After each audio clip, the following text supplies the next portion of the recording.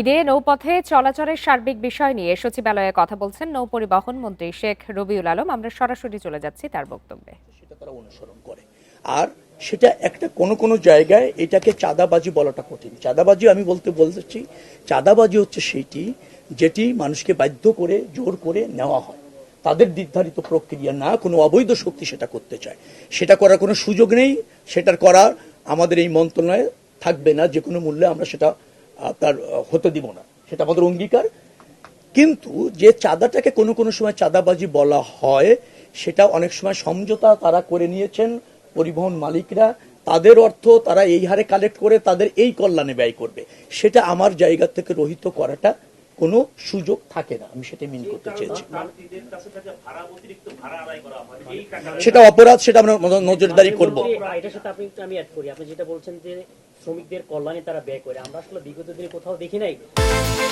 বিকাশ পেমেন্টে 10,000 টাকার বেশি অফার, শপিং চলছে তো।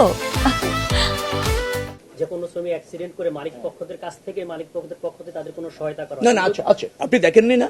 আমি মালিকদের বসছি, একটু শোনেন না প্লিজ। আপনি তো দেখেন না, এটা দেখার বিষয় না। কথাটা হচ্ছে আমি শ্রমিক কেন্দ্রীয় সংগঠন যারা আসছে তাদের নিয়ে বসেছি ওই ঘটনার পর, মালিকদের যে সমস্ত আছে সমিতি আছে তাদের নিয়েও বসেছি, তারা ব্যয় করেন। আর সবচেয়ে ব্যাপার হচ্ছে আপনি একটা শর্তে একটা সমিতি রেজিস্ট্রেশন নিয়েছেন, ট্রেড ইউনিয়ন করছেন, সেখানে কোনো ব্যত্যয় হলে এটা বাণিজ্য মন্ত্রণালয়ের অধীনে তারা দেখতে পারে। চাঁদাবাজি নিশ্চয়ই একটা ফৌজদারি অপরাধ, সেটা যদি ঘটে অভিযোগ থাকলে আমাদের কাজটা কি, সেটা হচ্ছে নিশ্চয়ই স্বরাষ্ট্র মন্ত্রণালয় দেখতে পারে, ফৌজদারি অপরাধ হিসেবে ব্যবস্থা নেবে। আমরা যোগাযোগ মন্ত্রণালয় আমাদের একটা নিরাপদ সড়ক রাখতে চাই, পরিবহনগুলো একটা শৃঙ্খলার সাথে সেটা চলছে এবং যাত্রী বহন করছে, এটা আমাদের সুপারভিশনের দায়িত্ব। সে জায়গায় আমরা মনোযোগী আছি। যেখানে ব্যত্যয় হচ্ছে আমরা স্বরাষ্ট্র মন্ত্রণালয় বাণিজ্য মন্ত্রণালয়ের সহযোগিতা নিয়ে এখানে একটা জবাবদিহিতা আনার চেষ্টা আমাদের অঙ্গীকার, এবং সেটা করছি। আপনাকে তাই মনে হলো চাঁদাটা বৈধ? বৈধ এখন ধরেন আপনি, আমি তো মসজিদ কমিটিতে চাঁদা দিচ্ছি, এখন কি বলবেন?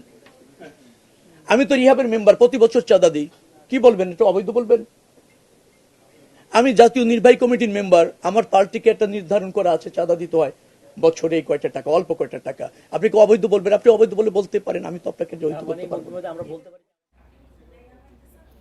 আমরা এতক্ষণ সরাসরি ছিলাম শেখ রবিউল আলম অর্থাৎ নৌ পরিবহন মন্ত্রীর সংবাদ সম্মেলনে।